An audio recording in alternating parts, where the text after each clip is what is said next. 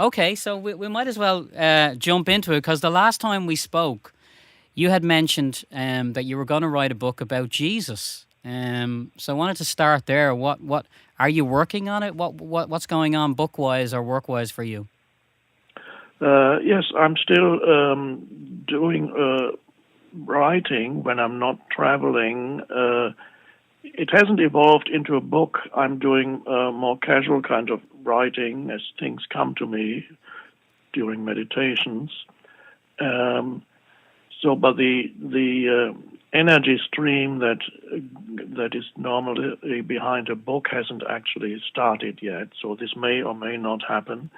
But I'm still very much interested in presenting to the world my perspective on Jesus and Jesus' teaching and the various aspects of the actual person of Jesus, the mythological Jesus, the spiritual teacher Jesus. All these various aspects and levels, I think, could be very important to understand.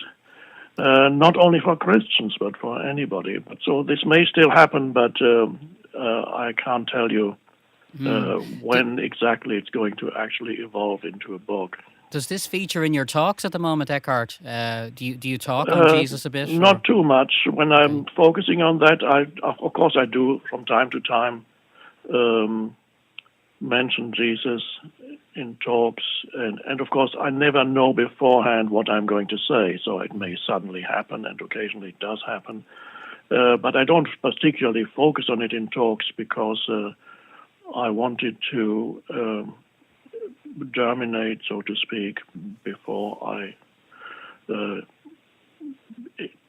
talk about Sure. the things that Sure. come to me that I then put into writing. Mm-hmm. So I want it's sometimes one can talk too soon about something.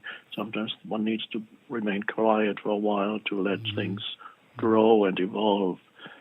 Well, it might So that it might be yeah. interesting actually for an Irish audience. Maybe talk about him for a moment there. What's your insights into him? How do you feel about him? What type of what would you Well, like the to most say on him? important Yeah. thing is that he was one of the great teachers of humanity, and I think the main thing for me would be to interpret the actual teaching and to see that it has more depth than perhaps most people who are regular churchgoers.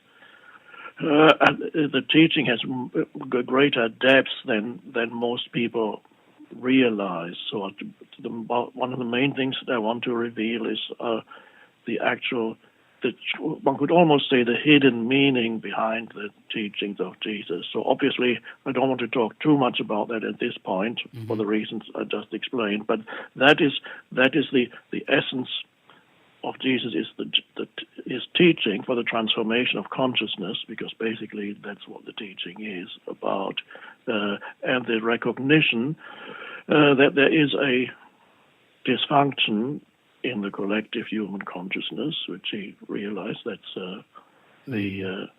why we need salvation. Salvation, in the terminology that he uses, is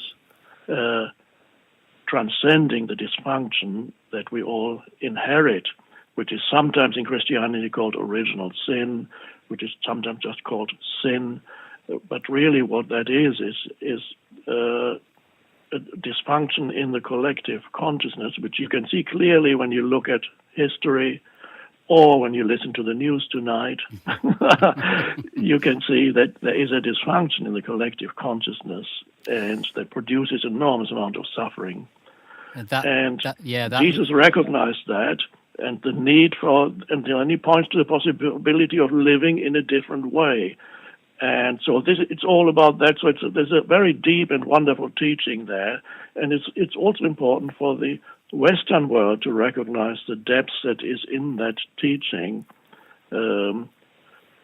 I actually I didn't recognize the depth that's in the teaching until after my kind of spiritual awakening, and after the spiritual awakening first took me to when I tried to understand what had happened to me, why I was suddenly so peaceful, because I didn't understand why, first I went to Buddhism and I visited Buddhist monasteries and teachings, and suddenly I realized, through Buddhism, I realized what spiritual awakening actually is and what it means.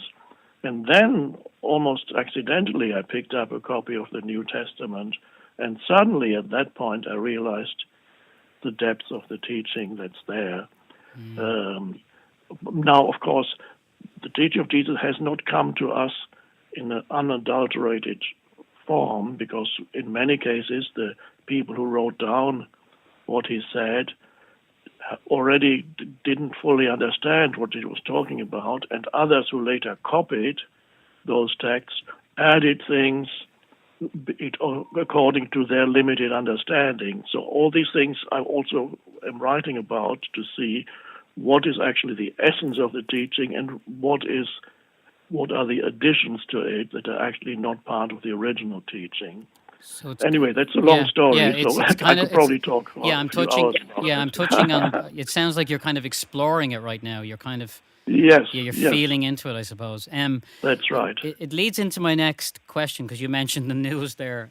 I try not to pay attention to the news, but since we last spoke in 2015, a lot has happened politically. It's sometimes, when I look at somebody like Trump, he almost feels like a representation of the ego, kind of running riot. I just wanted you to comment on, I suppose, how people can navigate times like these. I'm sure you've heard about England with the Brexit thing, and also Trump. It's quite kind of isolationist. They're kind of very nationalistic or something. That seems to be the flavour coming back. I'm just wondering what your feeling is on that, and how you would advise people to deal with that. Well, the main thing is not to be drawn too much into reactivity and believing that the problem lies there with individual people like Trump. Trump is more a symptom of something underlying in the collective unconsciousness of humanity. There's a saying, I believe it was first said by a 19th century French philosopher, and that saying is, every nation has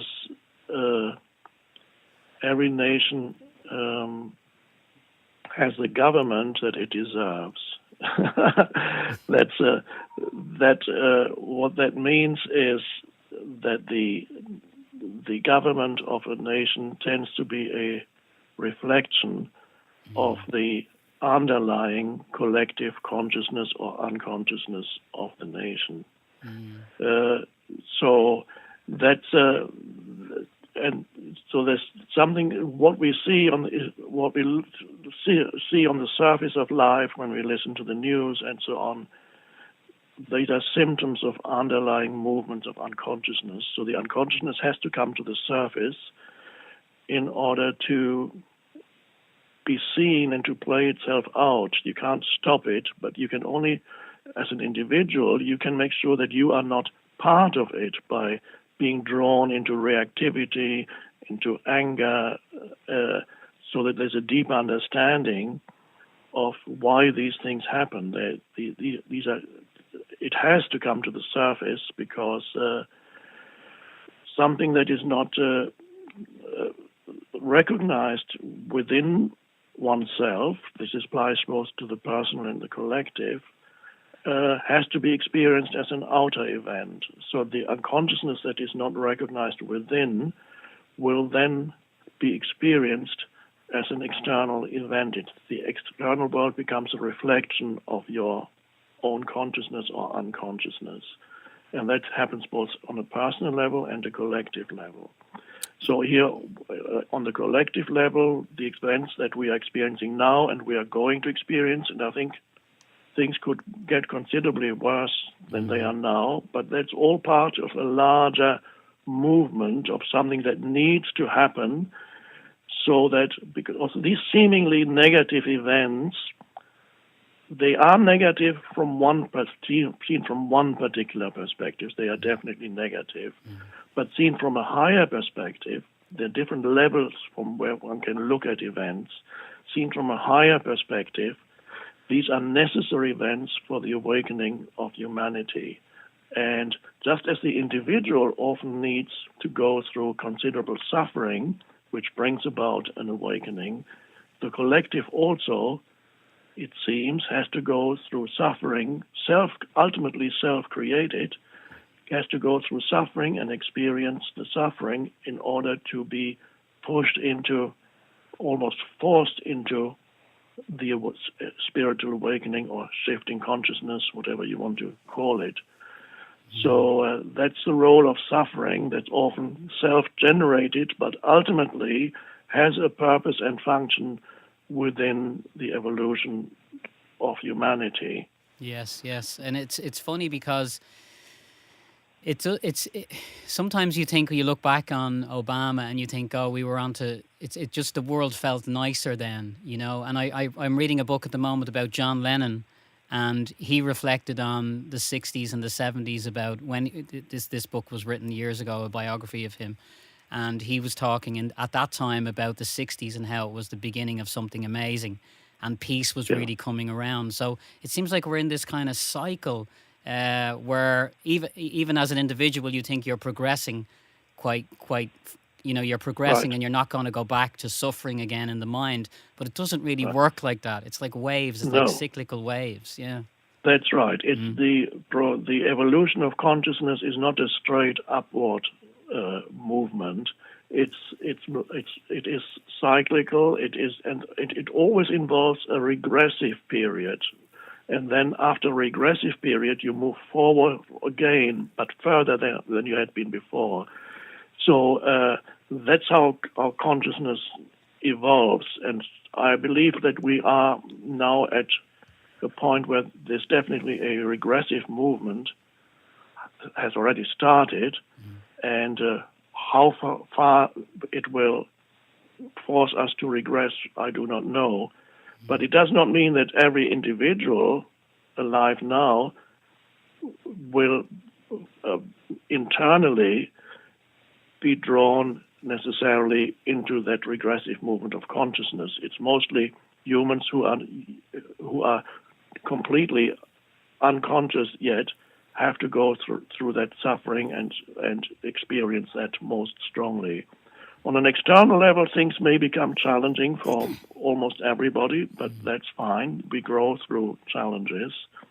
There would be no evolution, and this applies to all life forms on the planet. Every single life form on the planet would not evolve and would not have evolved if it had not been for the challenges that life form encounters. And so that goes, as it definitely applies to humans too. I can see it in my own life. If I had not had the so-called problems I had, the suffering, the depression, the anxiety, the despair, the unhappiness, if I had not gone through that, there would have been no evolution. So you can see it in your individual life, and this also applies to the collective. To the collective, so yeah. that's what we are facing. There's no need to be fearful or anything, to see that these things that are happening are necessary. So then one can come to you can still be as conscious as you can when you communicate with other humans, maybe through Facebook or internet. Be as conscious as you can. Don't make any human being or any group of human beings into an enemy. Don't, if you can see that another human being who behaves unconsciously, or a group of humans who behaves unconsciously, don't make an identity out of their unconsciousness and then say, this is who they are, this is who he is. But see it, recognize that it is unconsciousness manifesting itself, and so that you don't become reactive. Remain conscious, and in all your interactions, both personal interactions, human to human, face to face, all interactions, as nowadays many people interact on the internet, through social media, and so on. And again, when you look into social media, which I very rarely do, you can see an enormous amount of reaction, reactivity, and anger, and demonizing others. If one person just needs to disagree with you, and immediately people attack that person, and that person becomes evil, and they insulting that person. All these things are unconsciousness. So when you interact with in social media, it's particularly important to stay conscious, so that you don't that you can respond to things but not react. So that the ego does not become strengthened through your interactions with the media.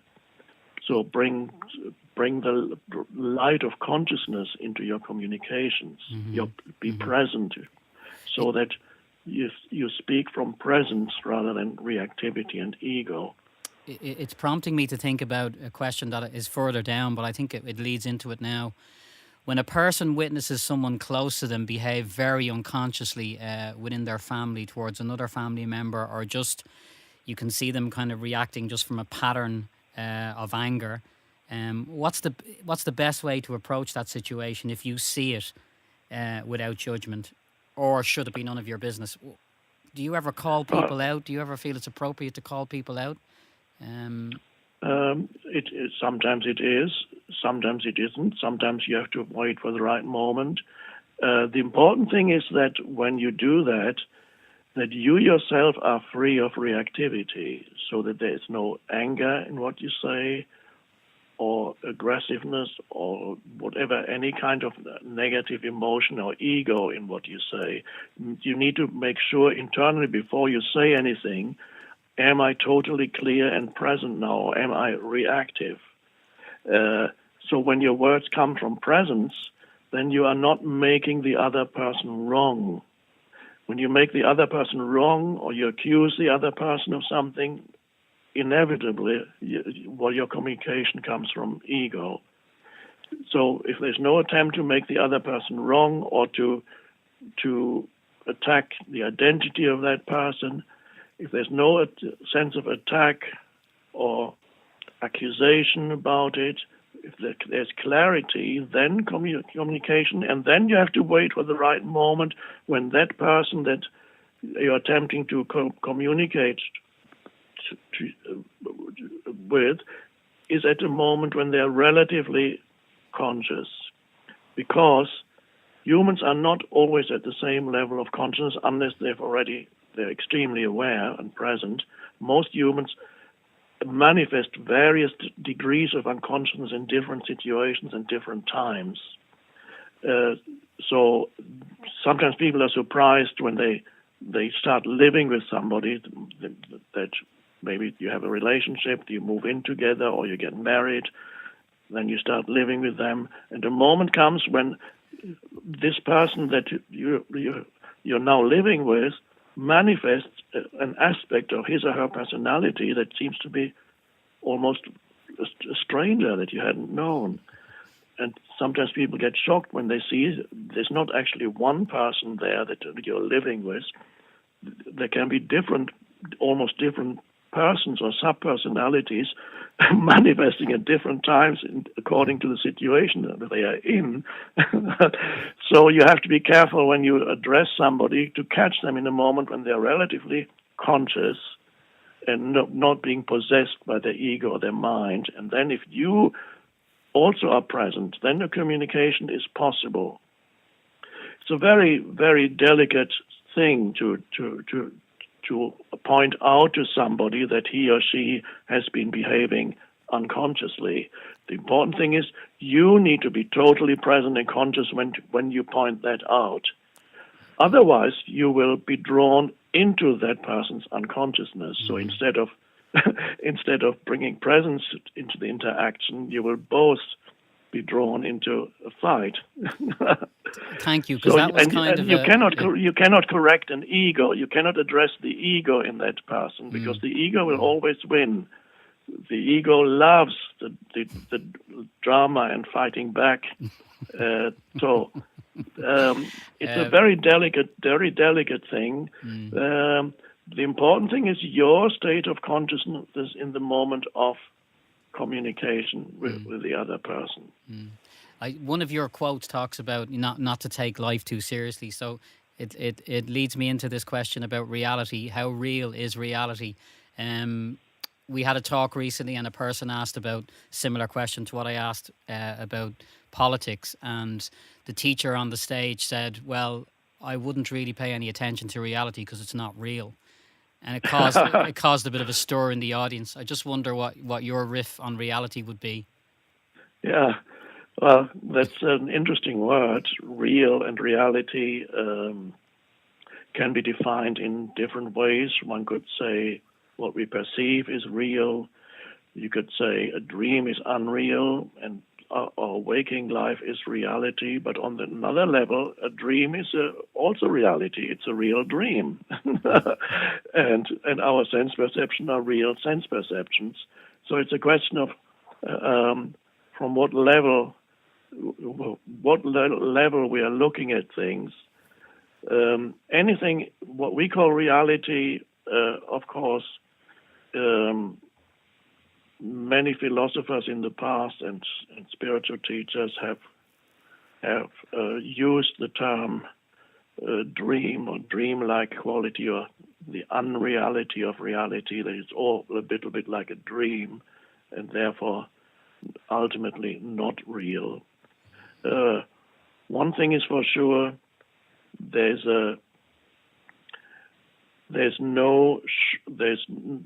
never shortage of drama that happens in life, so-called reality, and that drama happens in each person's personal life and the collective drama that unfolds on the world stage.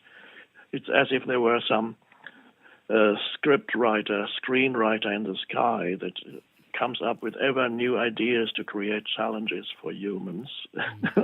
Of course, they do it to themselves to a large extent. You can question reality. You can question everything. I can question whether this moment of you speaking to me and I speaking to you, is that not just a dream? Because soon this will have evaporated into almost nothingness.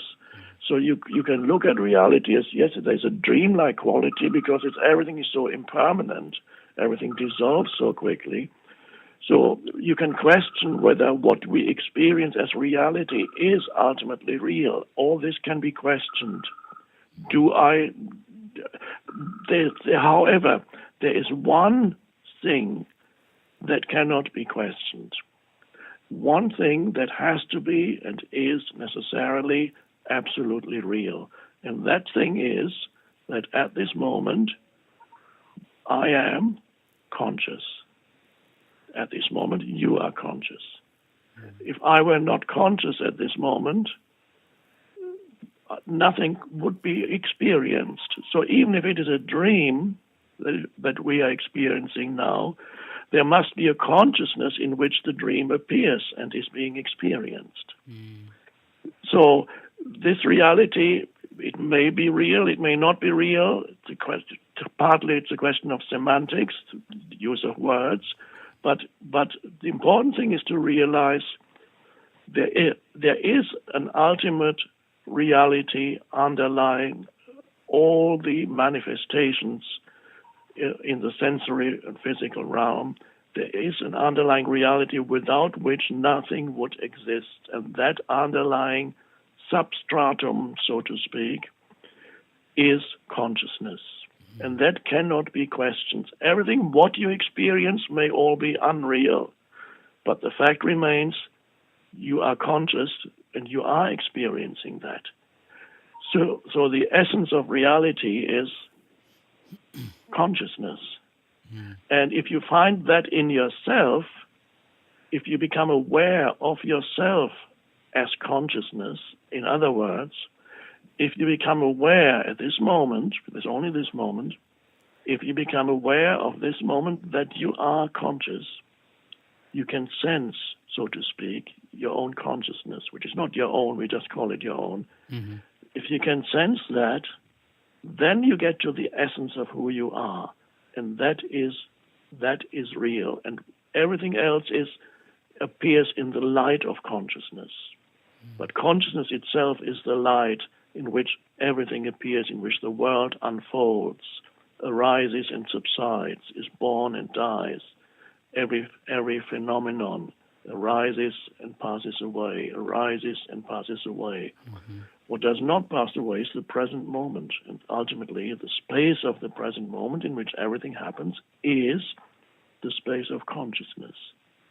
And that's who you are. And when you discover that in yourself experientially, it's not that difficult. One just has to redirect one's attention away from sensory phenomena and away from thinking and away from emotion, away from all the things that arise, and become aware to whom all these things arise, which is consciousness.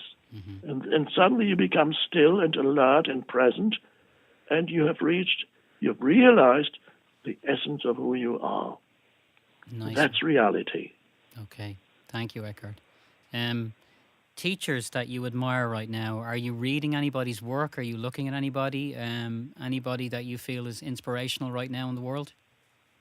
There are quite a few teachers. Some are known. There are also many people who teach who are only known to a small number of people. That they may work one-on-one. They may work in small groups. I've met almost all the well-known spiritual teachers that work at the moment, and I've had wonderful interactions with almost all of them, with one or two exceptions. Of course, I won't mention the names. Okay. People who I felt still have a very strong ego and had a competitiveness, but most of them I had a lovely interaction with, and I appreciate all the work that they do. I don't want to single out a particular one. Sure.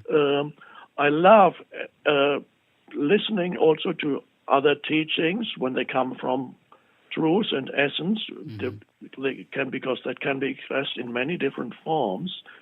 So I love listening to other teachers as if they are true, which means if the teaching comes not from the accumulated knowledge in their mind, and not from ego, but from the essence of who they are, from the realization of themselves as consciousness, if it comes out of that. And then they might use words which are very different from the words that I use, but I recognize the truth behind the words. And I enjoy that very much. Sure. Have you met Mooji, actually? I was just wondering, as a matter of interest, because you mentioned you've met most of them. Have you met Mooji? Who? Mooji?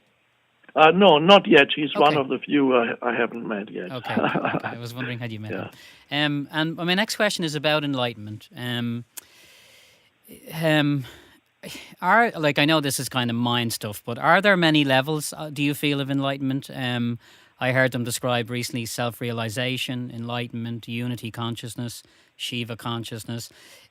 Do you have a view on this enlightenment? Do you feel it's kind of like this? It comes in levels, and do you feel there are many enlightened beings on the planet right now? Well, in recent years, I haven't used that short term all that much, although I know that it is in the subtitle of The Power of Now. It can be a little misleading to use the term and to say, for example, that this human being is enlightened, or I am enlightened. That seems to create a kind of identity, almost a conceptual identity for oneself as an enlightened being. Enlightenment is more the recognition that ultimately who you are as a person is a relatively ephemeral and unimportant thing, but there's something behind the person that manifests as the person, and again we come back to the light of consciousness, and that is who you are in your essence. So to become enlightened, I prefer these days to use the term awakened or awakening. To become awakened, you realize the ultimate, and again we come back to the term unreality. You realize the relative unreality of who you are as a person. and you realize the essence of who you are is just an aspect of the one universal consciousness, like a ray of light from the one universal consciousness. And when you realize that, then there isn't really a form identity anymore that then says I am enlightened. One that would, again, you would be trapped in your form identity. But when the form identity becomes transparent to the light of consciousness, then you are awakened. But you don't feel that now I am an enlightened being, because then you create a form identity for yourself. Ultimately, it's I am nobody in particular. That's awakening. I am an expression of the one consciousness, briefly manifesting as a physical form, but the essence of who I am is beyond that. And so the realization of that is enlightenment. But there's no person anymore who can say, I am this enlightened person.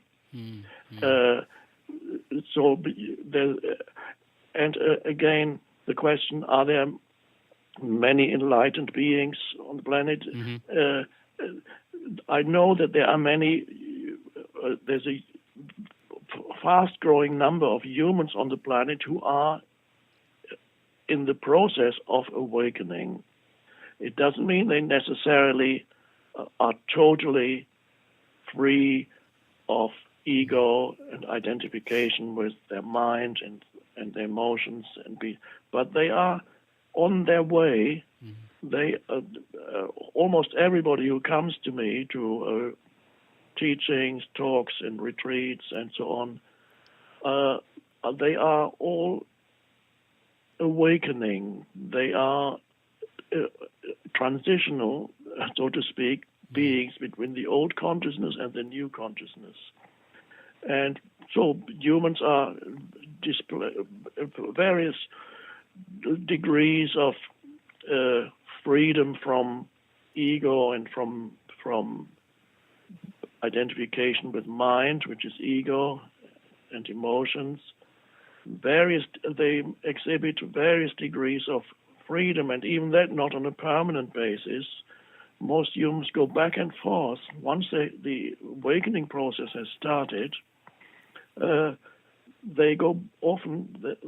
kind of hybrid beings. They go back and forth between the old consciousness and the awakened consciousness, and then they fall back into the old consciousness for a while, and then they come out again into the new consciousness. And gradually, the what we could call the awakened consciousness operates more often and for longer periods in their lives. Gradually they suffer less and less, and they don't make other people suffer anymore.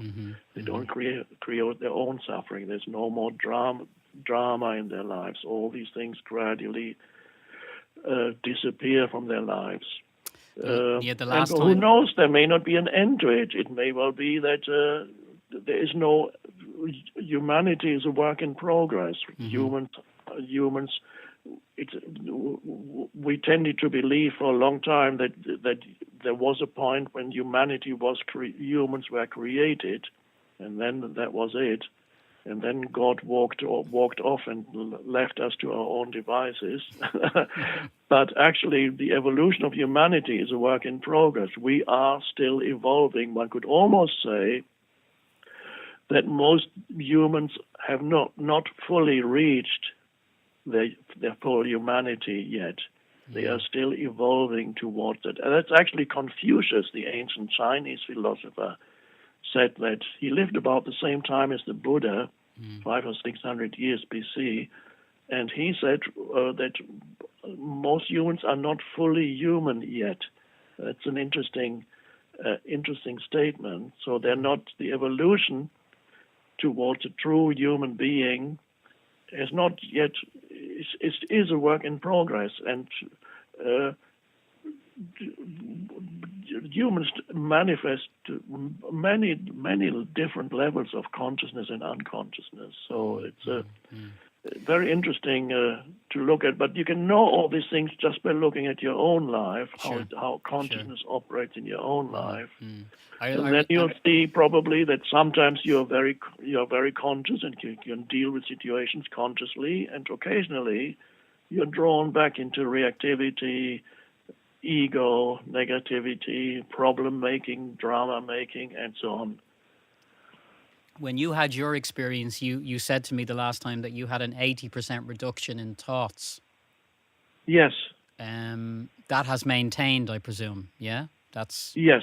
Oh, yes, definitely. That's the most wonderful thing about that shift in consciousness that I experience still on a daily basis is that I'm no longer tortured by my mind. If I don't want to think, I simply dismiss thought and then just present. I perceive, for example, when I go to bed and I close my eyes, immediately I dismiss all thought and just I'm present in my body, in my being, just stillness. And that's one. Occasionally one can feel a little tug, as if a thought wants to come and say, I must think about this, but I let go of that immediately. And it's always wonderful to go into bed and be totally free of thinking. But it's not only when I go to bed, it's also, there are many times during the day when there's nothing much to think about. I simply enjoy sensory experience, looking at the sky, looking at the trees. Is that, do you spend a lot of time in nature? Is that what you, on a daily basis? Yes, I do. I have nature, although here in Vancouver I live in an apartment building, but the apartment building is right next to nature. So when I look out of the window right now, there's huge, wonderful trees, and there's mountains in the background, snow-capped mountains, and at the moment there's a blue sky, which hasn't been blue in a while, but today it's blue, and it's wonderful. Just I can sit here and just contemplate. I go for walks in the forest or on the beach, and but even when I'm in the car, I enjoy just when I drive. There's very little thinking, just awareness, just presence. Rachel, who's here with us, mentioned earlier that she said you're a big fan of dogs. So maybe do you have a dog? Do you take your dog for a walk? Well, at the moment we don't, because our dog passed away 3 years ago. But sometimes we look after other people's dogs, and so always I love. We intend to get another dog soon. It's just all the traveling, unfortunately, so it's not easy. But you love their sense of beingness, is it? You love their yes, the wonderful beingness, the rootedness in the present moment, and the joy, the wagging tail, the joy it experiences, the slightest opportunity, it enters a state of joyful presence.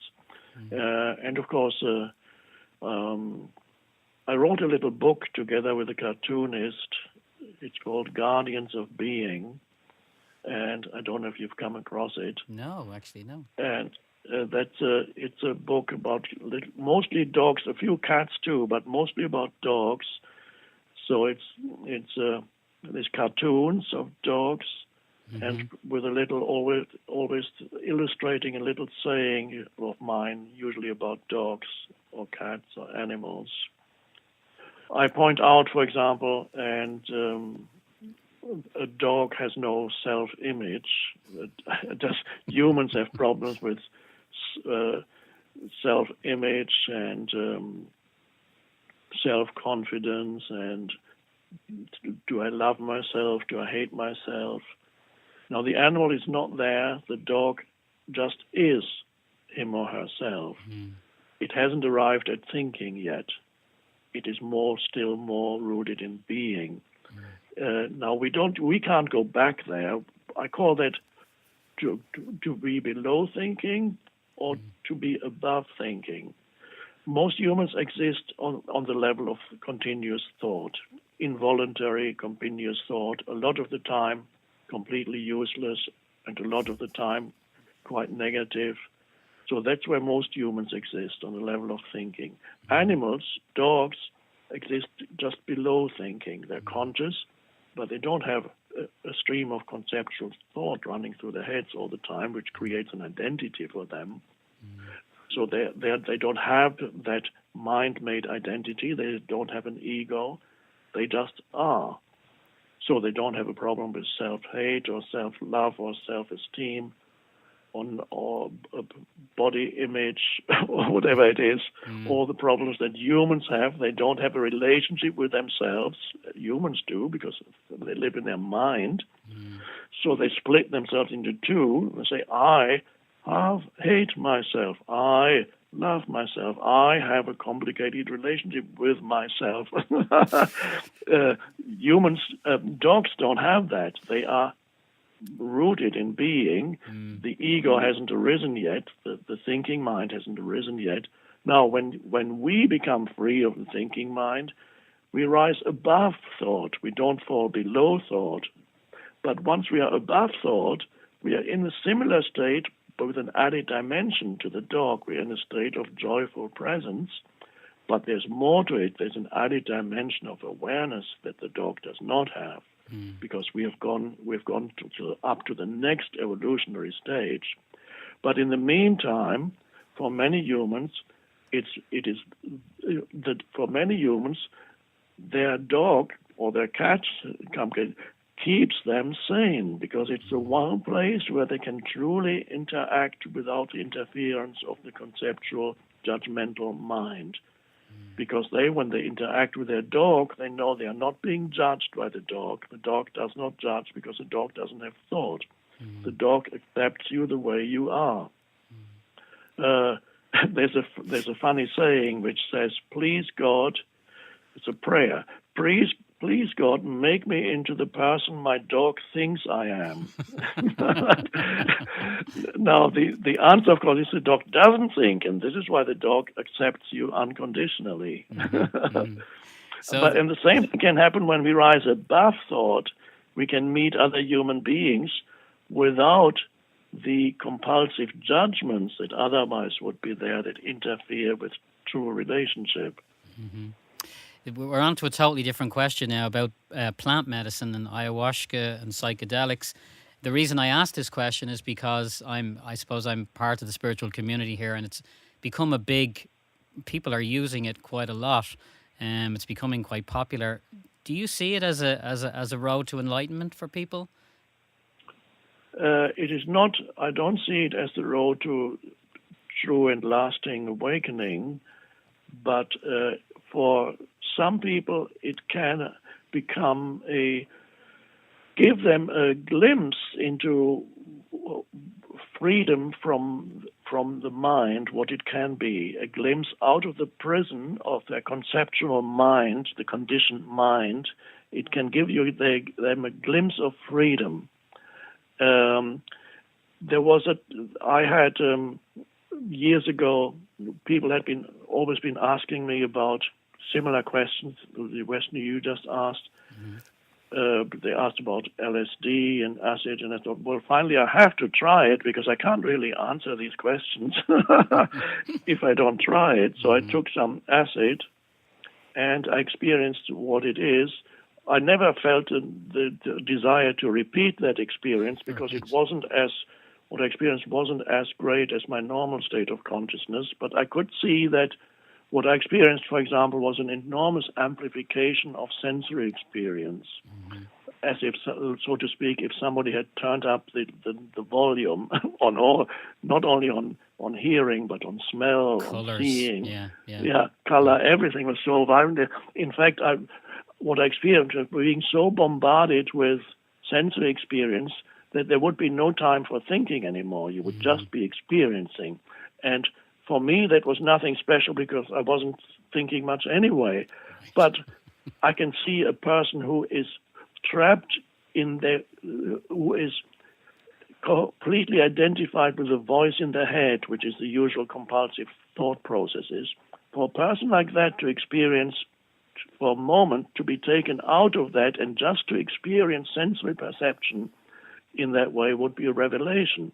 And to see and to show that person a dimension of reality that he or she was completely unaware of. And so it can be an opening for some people. But ultimately, from there, you have to go to presence practice. You have to, in your daily life, not depend on any substance, so that you can practice in your daily life. Once you know what it means to be present, just a moment of spaciousness, a moment of clear perception, a moment of one conscious breath, one conscious in-breath and one conscious out-breath, a moment of inner space and spaciousness. That's presence. And sometimes you need to have, some people need to take some substances to even show them the possibility, the existence of the possibility of that kind of dimension of consciousness. But after that, then you have to do your own work. You have to be responsible for your own state of consciousness in daily life. That's the practice. And it's not then people might take up meditation practice, but not even depend on just a regular meditation practice. Daily life is the most important field of practice. In daily life, interactions with people, always ask the primary question. The primary question is never what's going on in my life, what's going on around me. That's always secondary. What's the situation I'm in? The primary question is, what is my state of consciousness at this moment? Take responsibility for that, be as present as you can, and then act from there. That's primary is always this. Nothing in the world is as important as the state of consciousness that you bring to it. And as you have become more present, you will find that even reality, you experience reality, which includes other people, in a different way. And then you can see that there is a correlation between what you experience as your so-called your life and your prevalent state of consciousness. There is a correlation between that. They are ultimately a single phenomenon. And then you come to realize that you can actually, the way in which you experience reality is intrinsically connected to your state of consciousness. So your world is ultimately an outer reflection of your state of consciousness. Of your inner world, I suppose you could call it as well. Yes. Gratitude. The reason I ask about gratitude is because everybody talks about it as at the moment in kind of New Age circles. Do you feel it's a powerful process for people to bring them into the present moment, gratitude? Oh, yes. It's extremely important. But we need to look at what it actually is. If that is your only practice, that would be all you need. If that were your only spiritual practice, that's all you need. But we need to look more closely at what that actually means. It's not just the words that you're saying, oh, thank you, this is so nice, thank you for that. What is behind the words? What's the state of consciousness behind the words, for example, that you use when you say thank you, I'm grateful for this? There's something behind those words, and that behind those words there is an appreciation of what is arising in the present moment, an appreciation of what is, an appreciation of things that before you probably overlooked always. You can, whenever you appreciate something, it could be a so-called inanimate object, or something that you're doing right now, or something that you're looking at right now. This appreciation, giving attention to something, is appreciating it. So you give it attention, you appreciate it. And that's the underlying state of consciousness behind gratitude, attention giving and appreciation and acknowledging it and accepting what is is an essential part of gratitude, because if you don't accept what is, then you can't be grateful. You don't appreciate what is. Mm-hmm. So gratitude ultimately takes you out of your mind, and is also can be a wonderful portal into presence. Mm-hmm. So if you ask, what can I be grateful for at this moment? And there's always something you can be grateful for. You might be in a prison cell at this moment, and you ask, what can I be grateful for? Well, the first thing, for example, you can be grateful for the fact that you're breathing the air, and you can feel the energy inside your body. You can be grateful for that. And maybe you can see a little bit of sky through the window, maybe not. You can be grateful for that. You can be grateful for anything. There's a misinterpretation also. You need to be careful with not misinterpreting what great gratitude or gratefulness is. It does not mean that you go around and say, well, I should be grateful what I have, because look at all these people. These people, they have so much less than me, and I really should be grateful because I have so much more than those people. That's not real gratitude. That's finding a narrative in your mind that feels comfortable because other people are worse off than you. So it's not a narrative in your mind that you use in order to feel better. To tell yourself a story that I'm actually better off. I should be grateful because I'm actually better off than most humans. That's not true gratitude. It's a narrative that maybe makes you feel a little bit better, but it's not. The essence of gratitude is not there. Mm-hmm. Gratitude is more simple than that. It's always connected with the immediacy of the present moment. I'm grateful for this here now. Mm-hmm. So there's a story of a disciple who went to a Zen monk went to see his master, his teacher, and he said, I want to go away traveling. Can you give me some spiritual practice on my travels? Because I'm still looking for enlightenment. And the teacher said to him, yes, in your travels, whatever situation you encounter, wherever you go, whoever you're with, whatever happens, always say, thanks for everything.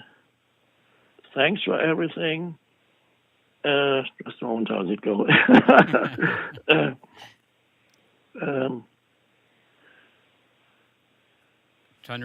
Thanks for everything. I have no complaint whatsoever. Mm. Thanks for everything. I have no complaint whatsoever. Oh, and the disciple said, okay, thank you, I'll do that. And a year later he came back, and so he went back to the master and said, well, how did it go? He said, well, I did what you said, whatever situation. I said, thanks for everything. I have no complaint whatsoever. And it didn't work, the disciple says. I'm still not enlightened. and the master says, thanks for everything. I have no complaint whatsoever. And at that moment, the disciple awakened. You got it. So, because the disciple was still waiting, he was waiting for some, and this is a good lesson here for many spiritual seekers. Mm-hmm. Don't wait for some imagined state that you want to achieve, whether it's called enlightenment or awakening or liberation. Don't wait for that. That doesn't get you there. Mm. Be accepting of what is in the present moment.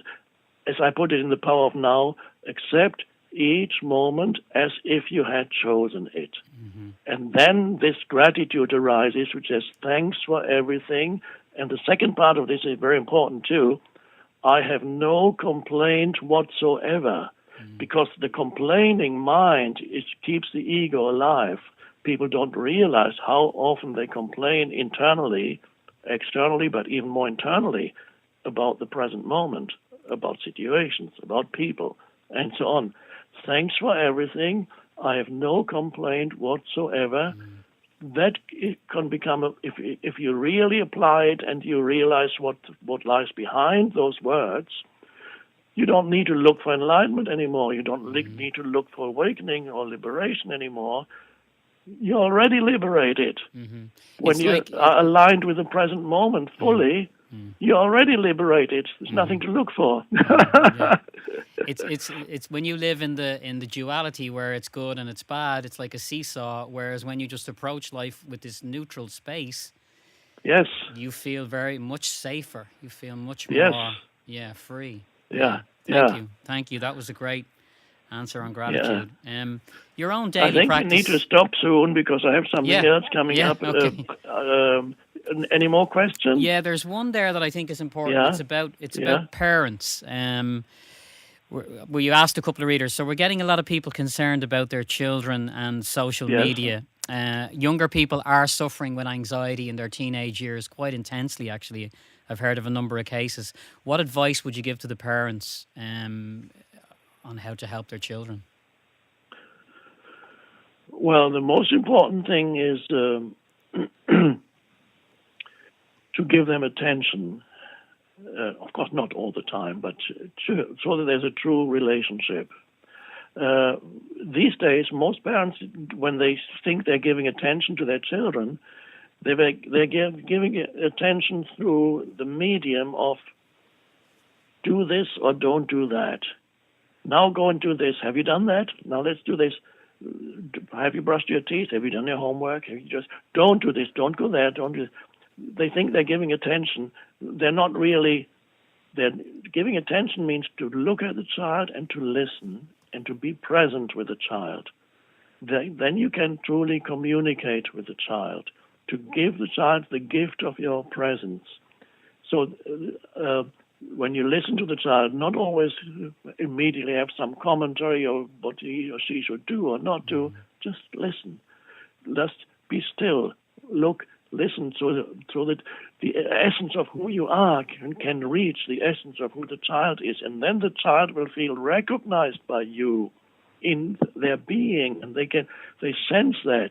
And then everything changes. Now, unfortunately, most children these days, because the parents are so trapped in their minds, so trapped in the continuous, the children instinctively or deep down feel that there is no true communication, except occasionally on an emotional level. But there's no deeper communication, and they don't feel recognized in their being. And so many children feel there's something missing, and they don't know, they can't express that verbally, but they feel there's something missing. And that is one reason why so many teenagers get extremely angry. They don't know why. Often it's the case that they feel that they're not being seen in their essence, seen at a deeper level, not visually, but they're not recognized. So that's the most important thing, to give your fullest attention to the child as much. Always have these spaces of when you're just present with the child. And then after that, you need to be aware that there are many things in this world that can interfere with the development of the child. The devices that we have, it's necessary for children to, as much as they can, restrict the amount of, especially when children are very young, restrict the amount of time children spend with their electronic devices, whatever it is, and games, so that the children need to remain in touch with nature in one way or another. Even if you live in a city, you must find a way for children to remain in touch with nature. Take them into the park or whatever. Even having a dog or a cat at home can be part of that, so that the child does not get lost at an early age already in the conceptual mind. If you're lucky enough to have there are certain alternative schools where people are aware of that, for example, Waldorf schools and so on, where they are aware that children must not be, that the conceptual mind must not develop at too early a stage, so that the children remain continue to do things with their hands, build things, to work things with their hands, drawing and so on, create their own games rather than having everything presented to them.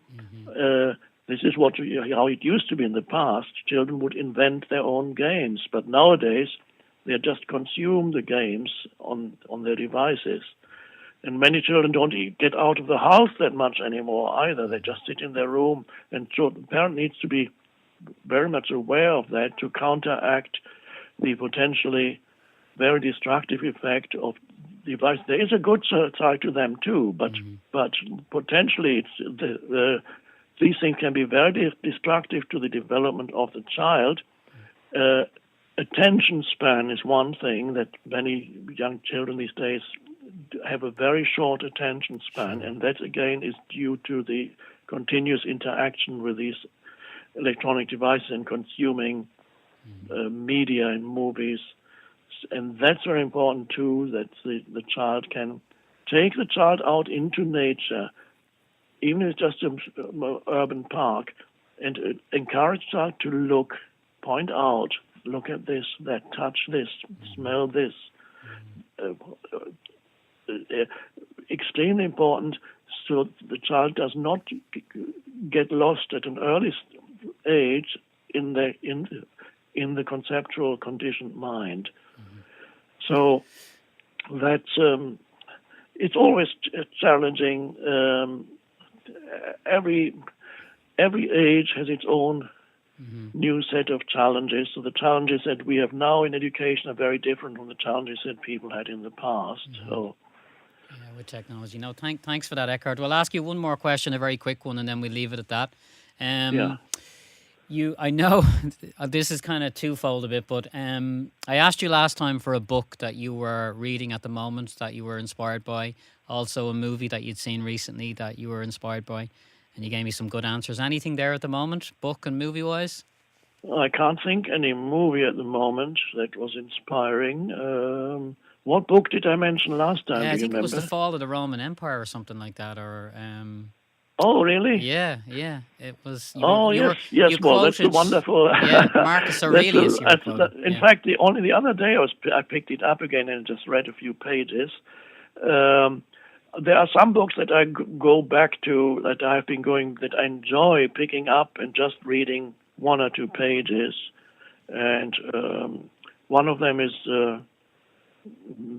It's called Meditations by the Marcus Aurelius, the Roman emperor. He wrote that 2,000 years ago.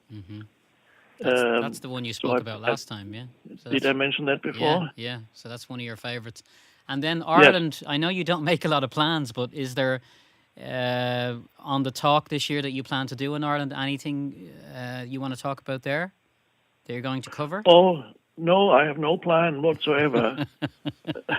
I knew the answer before I asked the question. When I'm there, it'll arise. That's what I'll tell them. At the moment. That's what I'll tell them. He has no plan whatsoever. We'll welcome you like dogs over here. We'll give you that unconditional Irish welcome. Eckhart, it's been a real pleasure talking to you again. Thank you so much for talking to us. And just Tommy wants to say goodbye. Thanks, and Rachel. Bye. Bye, Tommy. Bye.